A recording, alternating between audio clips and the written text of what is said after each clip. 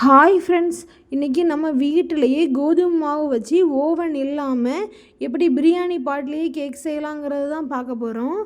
வீடியோவை ஸ்கிப் பண்ணாமல் பாருங்கள், அப்போ தான் ரெசிபியோட ஃபுல் டீட்டெயில்ஸ் உங்களுக்கு தெரியும். வாங்க எப்படி செய்யலான்னு வீடியோக்குள்ளே போய் பார்க்கலாம். ஃபஸ்ட்டு ஒரு ஜல்லடை எடுத்துக்கோங்க. அதில் 1.5 கப் கோதுமை மாவு, ஒரு 1/4 teaspoon baking soda, 1.5 teaspoon baking powder, ஒரு பிஞ்ச் சால்ட்டு போட்டுக்கோங்க.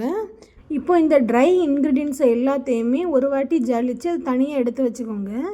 இப்போ ஒரு பிரியாணி பாட்டை அடுப்பில் வச்சு அதில் கீழே கல் உப்பு போட்டு ஒரு ஸ்டாண்டு வச்சு அதை க்ளோஸ் பண்ணி ஒரு 10 to 15 மினிட்ஸ் ப்ரீஹீட் பண்ணி வச்சுக்கலாம். லோ ஃப்ளேமில் வச்சு வைங்க. அதை ஒரு அலுமினிய தட்டால் மூடி வைங்க. ப்ரீஹீட் பண்ணும்போது நான் எப்போவுமே ரெகுலராக சில்வர் தட்டு யூஸ் பண்ணுறதுனால அந்த கலர் அப்படி மாறி இருந்துச்சு. இப்போ ஒரு பவுலில் 2 முட்டையை உடச்சி ஊற்றிக்கிடலாம்.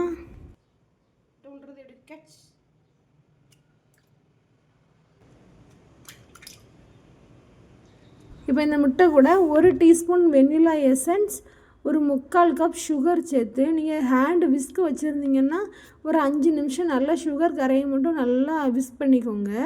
நான் என்கிட்ட பீட்டர் இருந்தனால ஒரு 3 to 4 நிமிஷம் நான் நல்லா பீட் பண்ணி சுகரை நல்லா கரைச்சி எடுத்துக்கிட்டேன்.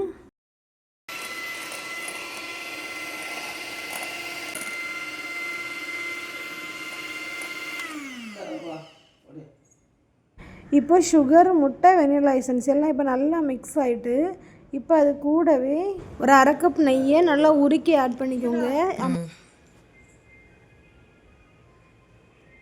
ஜென்டலாக மிக்ஸ் பண்ணி எடுத்துக்கோங்க. பாப்பா வேறு நான் தான் கிண்டுன்னு அடம் பிடிச்சிட்டு இருந்தா.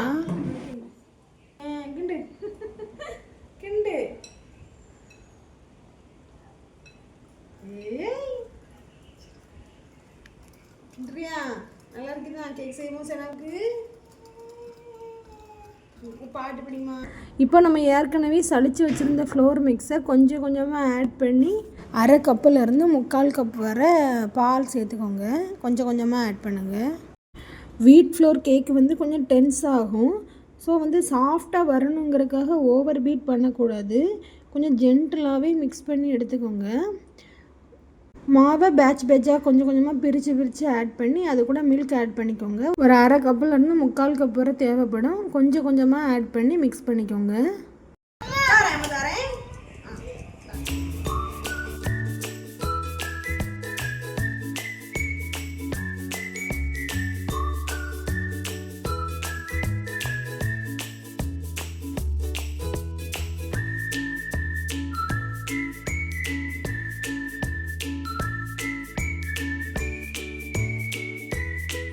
பேட்டர் ரொம்ப கட்டியாகவும் இருக்கக்கூடாது, ரொம்ப தண்ணியாகவும் இருக்கிறது மாதிரி பார்த்துக்கிறானும். இந்த கன்சிஸ்டன்சி தான் கரெக்டான பக்குவம். பேட்டர் ரிப்பன் கன்சிஸ்டன்சின்னு சொல்லுவாங்க. இது கேக்கு பேக் பண்ணக்கு முன்னாடி மாவே காலியாயிரும் போல் இருக்குது. மாவு அவ்வளோ டேஸ்ட்டாக இருந்துச்சு. க்ஷணமாக தொட்டு சாப்பிட்டுட்டு இருந்தான்.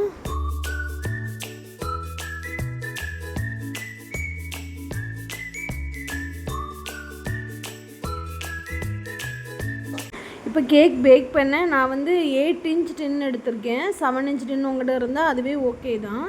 இப்போ அதில் கொஞ்சம் நெய் தடவிட்டு மேலே ஒரு பட்டர் ஷீட் போட்டுக்கிறேன். பட்டர் ஷீட்லேயும் லேசாக நெய் தடவிக்கோங்க.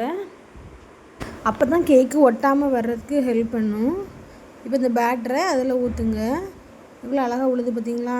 இந்த கன்சிஸ்டன்சி தான் கரெக்டான கன்சிஸ்டன்சி. இப்போ ஒரு டூத் பிக் வச்சு இதில் உள்ள ஏர் பபிள்ஸ் எல்லாம் ரிமூவ் பண்ணி நம்ம ஊற்றி வச்சுருக்க பேட்ரு பாத்திரத்தை தரையில் 2 தட்டு தட்டிட்டு நம்ம ஏற்கனவே ப்ரீஹீட் பண்ணி வச்சுருக்க பிரியாணி பாட் இருக்குல்ல, அதுக்குள்ளே ஸ்டாண்டு வச்சுருக்கோம்ல, அதுக்கு மேலே வச்சுருங்க.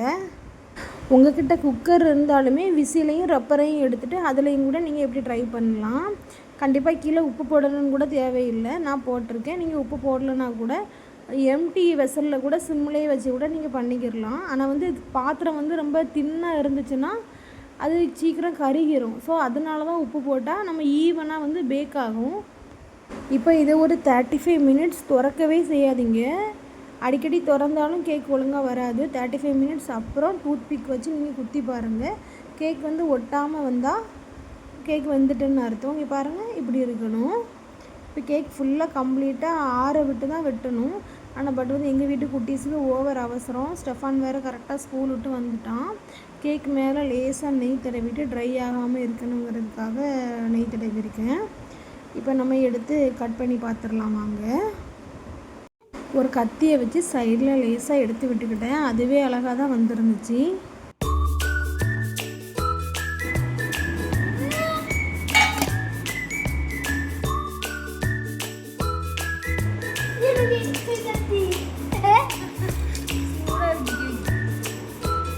எவ்வளோ சாஃப்டாக இருக்குன்னு பாருங்கள். கண்டிப்பாக வீட்டில் ட்ரை பண்ணுங்கள் கோதுமை மாவு வச்சு. மைதா மாவுக்கும் கோதுமை மாவுக்கும் பெருசாக டிஃப்ரெண்ட் எதுவுமே தெரியலை. டேஸ்ட் வைஸ் சூப்பராக இருந்துச்சு.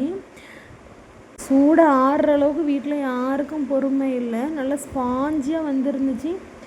உடனே கட் பண்ணி எல்லோரும் சாப்பிட ஆரம்பிச்சிட்டோம். அவ்வளோ நேரம் கேக்குக்கு வெயிட் பண்ண ஷனோ போய் தூங்கிட்டா.